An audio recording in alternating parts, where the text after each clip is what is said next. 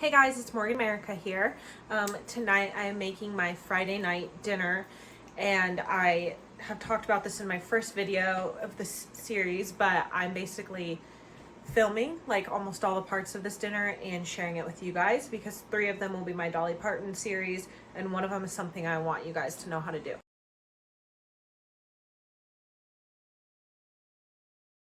We're a whole 5 days later. I still really need to do what I was doing. The cornbread didn't turn out right. I'm gonna make the chocolate pie another day, but I still want to show you guys 2 recipes. And the one in this video is going to be the chicken. This is less of a recipe and more of a how to prep a whole chicken. Now, there are some benefits to prepping a whole chicken instead of just like parts of a chicken. One, you're gonna save a lot of money. You know, I paid about 13 bucks per chicken instead of 13 for like a couple breasts at my shop. That's the prices we got going on. So 1, you're going to save a lot of money. 2, you're going to use all the parts of the bird. It's actually more sustainable. Nothing's going to waste. 3, you can use parts of the chicken for more things and you can get more nutrients that you wouldn't actually get in individual parts of a chicken. 1, that's because more nutrients are not being leaked out and or being cut out during processing. But the other side to that is the bone marrow is actually going to slightly seep into your chicken, if I'm correct. And you're going to have a higher calcium density in your chicken. Additionally, if you choose to keep the bones, you can make a chicken stock, which is going to be great for calcium, great for phosphorus, and other nutrients that sometimes we might miss in our Western diet because we're used to just those yummy, juicy pieces. The last side is we have more chicken we can kind of meal prep with. I'm going to be cooking 2 chickens. I'm not going to show you guys how to meal prep it. I'm not going to show you guys how to turn it into chicken stock. This is just a very beginner video on just how to get your chicken ready to bake in the oven. And the reason I'm doing this super basic video that should seem like intuition for some of us is because it's not. I've noticed a lot of people from my generation, myself included, don't really know how to do these things. We weren't really taught. I found myself this last November, I bought a turkey because it was cheap and I could meal prep with it. We had like 2 weeks of food, but I didn't know how to prepare it. So I was like spamming my mom and aunt, and both of which were like, what do you mean you don't know what to do? And I was like, please give me instructions. And then I finally found a video that explained everything that was going on.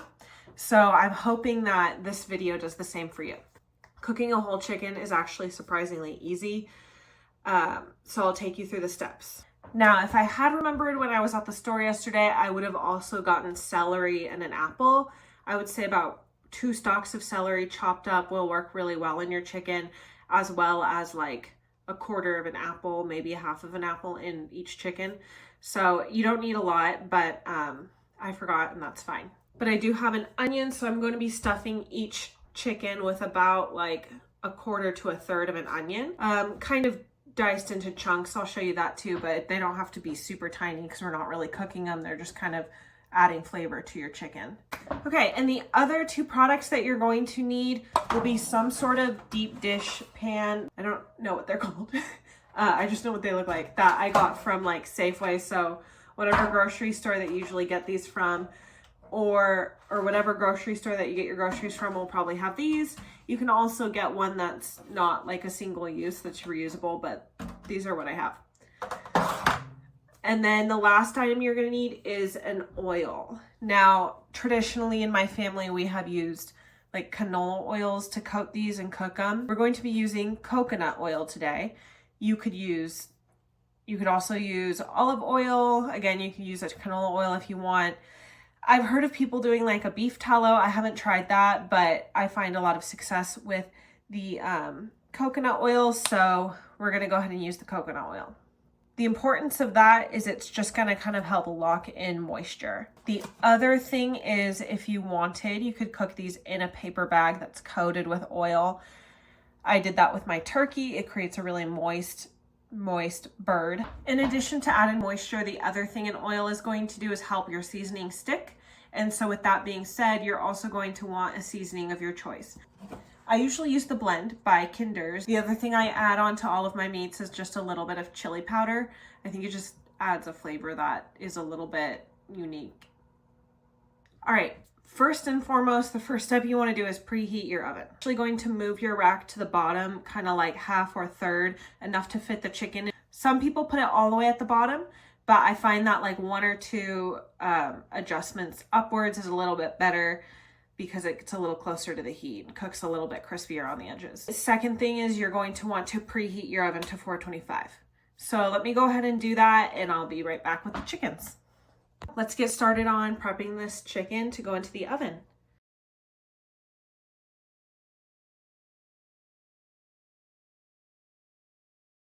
Okay, like I said, for the onions, because it's just going inside the chickens, we don't have to cut them very small. This is fine. I kind of pull their layers apart before I throw them in, but otherwise we are good to go here.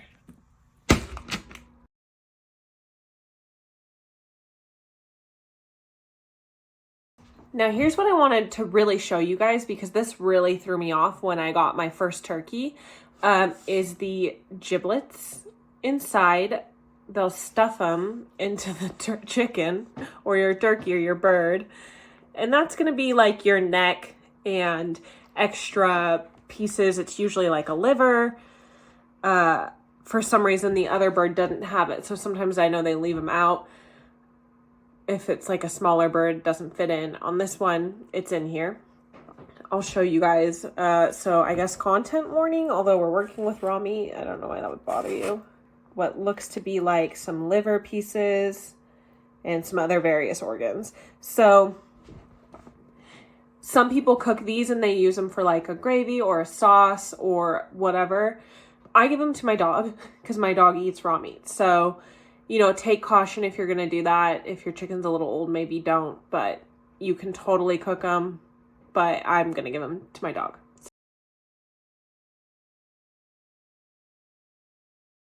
Okay, it's been just over an hour and a half. I just took a look at my birds and they look good. So I'm gonna go ahead and pull them out. It needs to cool down for about 30 minutes before you should cut into it.